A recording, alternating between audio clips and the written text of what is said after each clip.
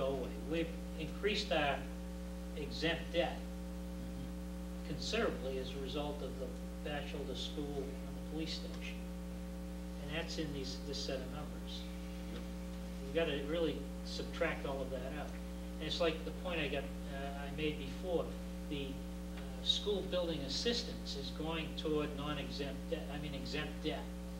And if it goes down, it has an impact on the tax rate, but it doesn't have an impact on our levy limit or our our non-exempt expenditures. Yeah. The difference in our exempt debt between '06 and '07 is an $800,000 increase in fiscal year '07 that wasn't there in fiscal year '06. So, I agree with you, and part of the reason why we go through it and we do this exercise is because when the town puts together its tax rate recap sheet that will be available at your public hearing next week on the tax rate, it will show all of these numbers and it will show you exactly what we intend to spend on debt this year.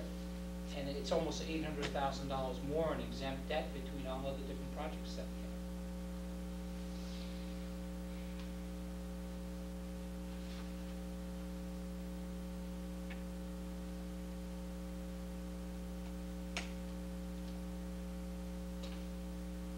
Any other questions?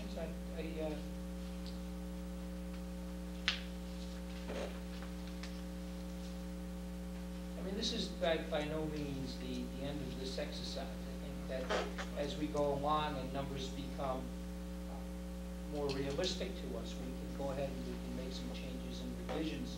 But at least at this early point in the budget process, our fiscal years 2008 through 2010 will need some work.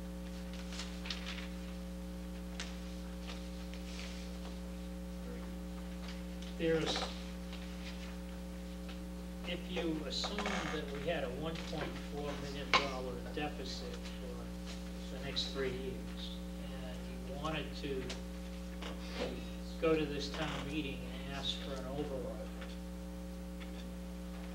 you essentially have 3 options.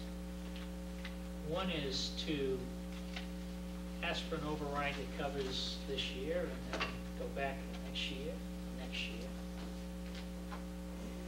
Second option would be to raise the levy limit to allow for the 3rd year, but only budget below the levy limit for each year.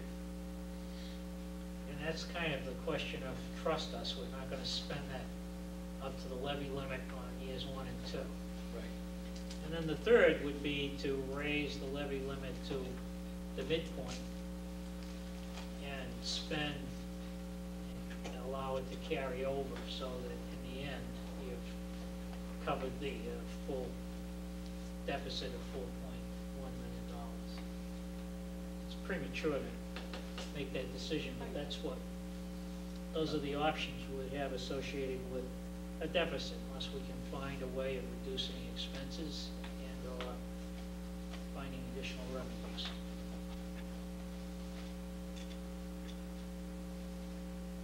I think this is a good starting point, and over the weeks leading up to April town meeting, and then even beyond, when you think about getting a real estate aid number, which will be down to the wire. In fact, this year, what's the rule, Steve? The governor actually has, because of the new administration. New administration has additional leeway as far as submitting House 1. Something 4 to 6 weeks. So you may not see anything until after town meeting. After town meeting. For an initial proposal being put forth by the administration for the House and the Senate to consider. So.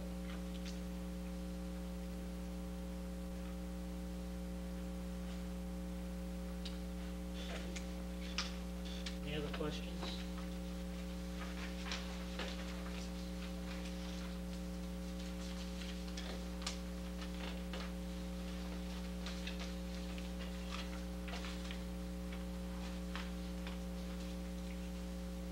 I don't really think there's any surprise here from where we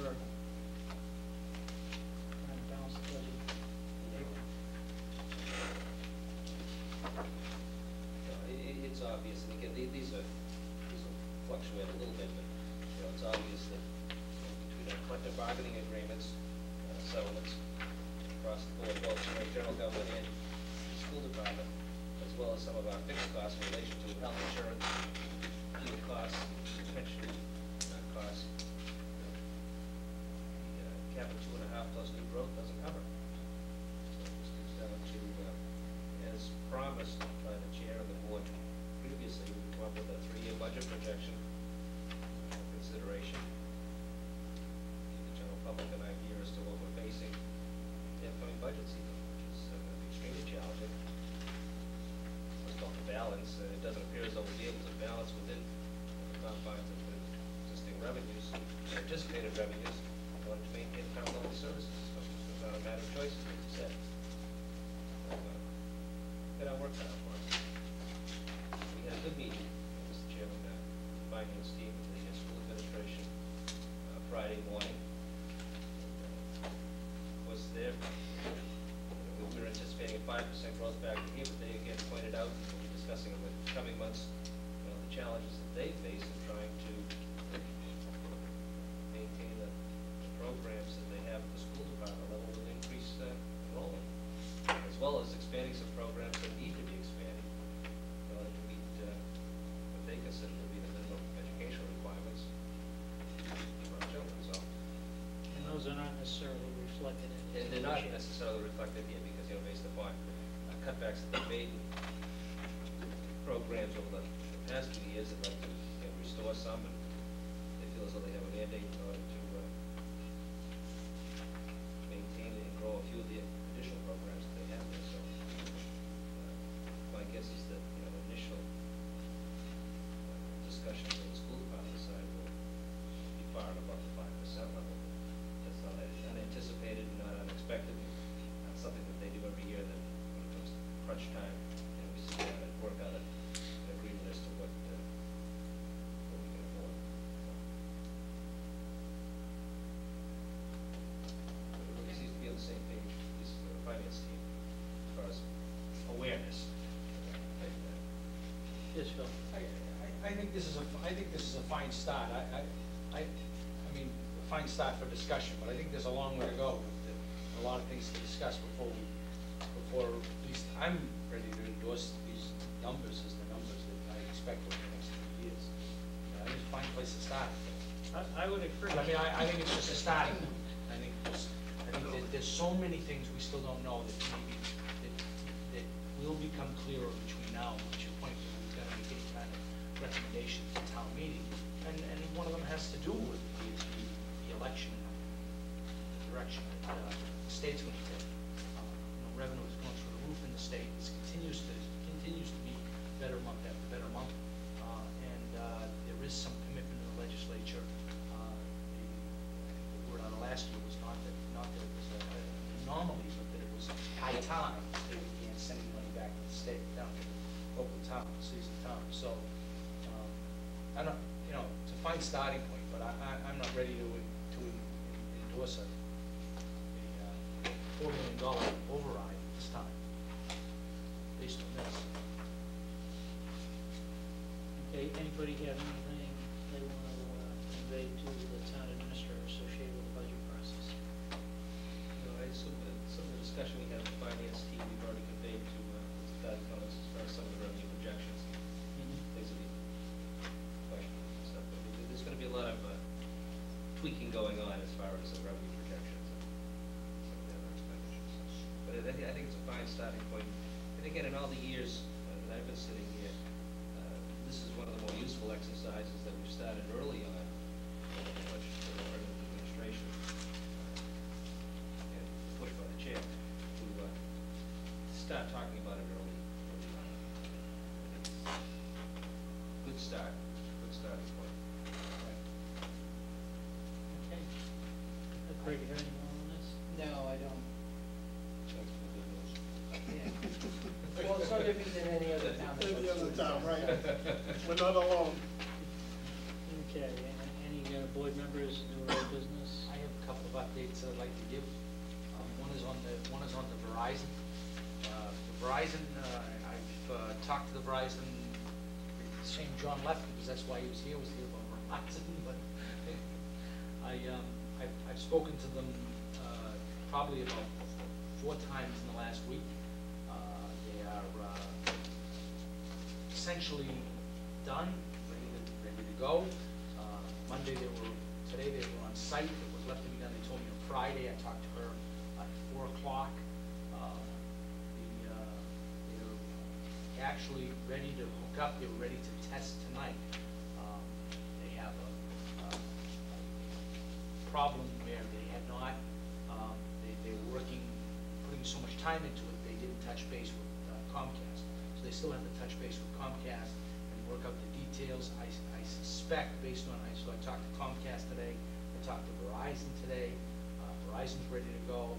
They do have to work out their details with Comcast. They're still hopeful that they will absolutely be up and running on their deadline, which they said to me several times. The deadline is end of business on the 31st. And I said, right, end of business on the 31st. Okay, so Hopefully the they will cabling, be up to date, but I suspect, hope, that everything gets worked out in our next meeting next Monday will be on TV. so the cabling and the equipment's in place, and it's a matter of making the connection You to know, the it's really Comcast line. a matter of Comcast and Verizon working out the final piece of, how things work. And then they have to, then that assumes again, that once they do that the test all works, that the connections actually work. If the connections don't work, then at that point, be a flaw, some kind of flag or anything. But they're ready to go, they're telling me, and they're ready to test what goes out to the customer. So hopefully by the end of the week, that'll be. Mr. Bynum. Thank you, Mr. Chair. And I understand, Phil, you're just reporting that. But again, this bothers me. Verizon misses one of the most important parts of this procedure, which is to contact Comcast. It's just like coming in, kicking the door down, and then saying, okay, well, can we turn the lights on? And I'm just totally bothered the way Verizon has gone about this whole procedure. And for a number of reasons that I've run into, which I won't go into, but how can they not, or how can they forget, or just not do it yet to contact Comcast? That is totally irresponsible. So I wish them luck, and anyone that has it, I wish you luck. But just totally irresponsible, and I don't think that's a way to run a business. Let's see what happens at the end Yeah, of business tomorrow. I just want to comment on that. The ones you wish us luck, you're gonna have to get us to the transfer. Yeah. Phil, did you have something else? You said a couple Yeah, I of did. things. Yeah, I did. I wanted to tell you, I wanted to bring everybody up to date. The Fire Management Study Committee has been meeting regularly. We've really come up a long way, and it is our hope. I guess I just wanted to. It is certainly our hope that by January we will come to some set of recommendations. All right. And the reason we want to do that in January is that part of the recommendations will be, will require a certain amount of budget expenditures on the fire department's side, if the selectmen approve it. So we want to be able to get it done so they can hit the budget process, and at least we can decide. So it's our plan, it's our hope that we'll have a package together and done by the end of December, January. Anyways, so I just wanted to bring you up to date on that. Is something you want to update the board before then, so it's not all one shot? Well, I don't know, I don't know that I want to let the cat out of the bag in the sense that, the things we're ready to recommend. I think that we're not, a lot of the changes are limited cost. A lot of the things are already done, and we're documenting that, and that'll be in the report. A lot of the things are limited cost and can be done. But there's some legitimate cost items that we're recommending that, we're trying to, what we're looking at it, and Joe and I looked at it quite thoroughly with people from the fire department. And a lot of the things that we recommended are things that are big bang for the buck items. There's some things in there that we think that are well worth spending some extra money on. But I think there's very few huge dollar things that we'll end up recommending. And